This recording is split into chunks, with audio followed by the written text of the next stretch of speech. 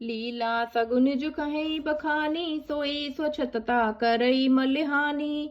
प्रेम भगति जो बरनी न जाई, सोई मधुरता सुसीत लताई। सगुण लीला का जो विस्तार से वर्णन करते हैं वही राम सुयश रूपी जल की निर्मलता है, जो मल का नाश करती है। और जिस प्रेमा भक्ति का वर्णन नहीं किया जा सकता वही इस जल की मधुरता और सुंदर शीतलता है। सो जल सुकृत सलिहित होई, राम भगत जन जीवन सोई। मेधा महिगत सो जल पावन, सकल श्रवण मग चलऊ सुहावन। भरऊ सुमानस सुथल थिराना, सुखद सीत रुचि चारु चिराना। वह राम सुयश रूपी जल सत्कर्म रूपी धान के लिए हितकर है और श्री राम जी के भक्तों का तो जीवन ही है। वह पवित्र जल बुद्धि रूपी पृथ्वी पर गिरा और सिमटकर सुहावने कान रूपी मार्ग से चला और मानस हृदय रूपी श्रेष्ठ स्थान में भरकर वहीं स्थिर हो गया। वही पुराना होकर सुंदर सुरुचिकर शीतल और सुखदायी हो गया। सुठी सुंदर संवाद बर बिरचे बुद्धि विचारी, तेई एहि पावन सुभग सर घाट मनोहर चारी। इस कथा में बुद्धि से विचार कर जो चार अत्यंत सुंदर और उत्तम संवाद भुषुंडी, गरुण, शिव, पार्वती, याज्ञवल्क्य, भरद्वाज और तुलसीदास और संत रचे हैं वही इस पवित्र और सुंदर सरोवर के चार मनोहर घाट हैं। सप्त प्रबंध सुभग सोपाना, ज्ञान नयन निरखत मन माना। रघुपति महिमा अगुन अवादा, बरनब सोई बर बारी अगाधा। 7 कांड ही इस मानस सरोवर की सुंदर 7 सीढ़ियां हैं जिनको ज्ञान रूपी नेत्रों से देखते ही मन प्रसन्न हो जाता है। श्री रघुनाथ जी की निर्गुण प्राकृतिक गुणों से अतीत और निर्बाध एक रस महिमा का जो वर्णन किया गया जाएगा वही इस सुंदर जल की अथाह गहराई है।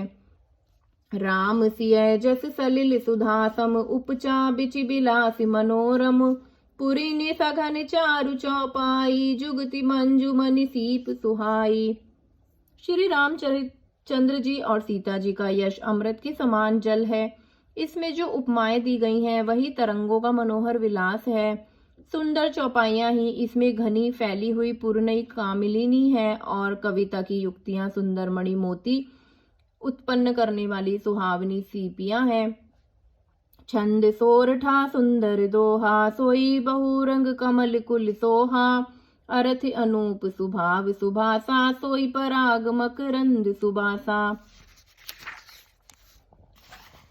जो सुंदर छंद सोरठे और दोहे हैं वही इसमें बहुरंगे कमलों के समूह सुशोभित हैं। अनुपम अर्थ, ऊंचे भाव और सुंदर भाषा ही पराग पुष्परज, मकरंद पुष्परस और सुगंध हैं।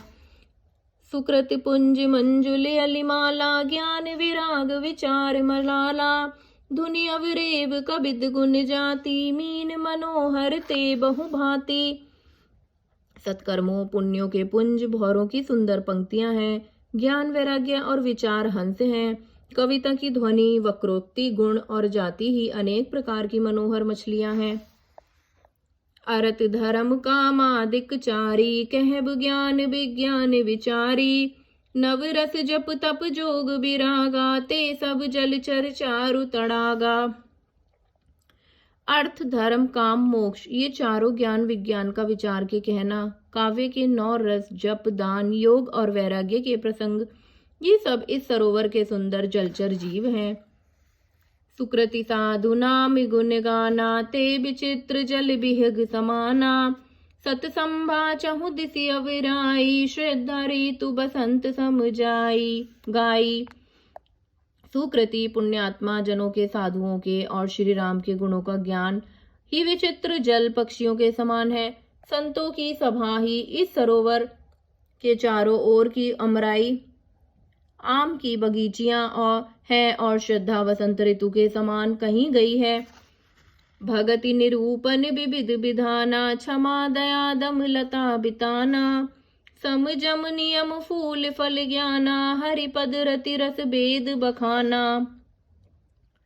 नाना प्रकार से भक्ति का निरूपण और क्षमा, दया और दम इंद्रियां घृलताओं के समान मन है। मन का निर्णय, यम, अहिंसा, सत्य, असत्य, ब्रह्मचर्य और अपरिग्रह नियम, शौच, संतोष, तप, स्वाध्याय और ईश्वर प्राणिधान ही उनके फूल हैं। ज्ञान फल है और श्री हरि के चरणों में प्रेम ही इस ज्ञान रूपी फल का रस है, ऐसा वेदों ने कहा है। और अऊ कथा अनेक प्रसंगा, तेई सुख पिक बहुबरन विहंगा। इस रामचरितमानस में और भी जो अनेक प्रसंगों की कथाएं हैं वे इसमें तो तोते, कोयल आदि रंग बिरंगे पक्षी हैं।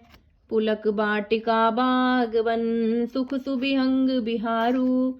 माली सुमन स्नेह जल, सींचत लोचन चारू, सींचत लोचन चारू। कथा में जो रोमांच होता है वही वाटिका, बाग और वन है, और जो सुख होता है वही सुंदर पक्षियों का विहार है।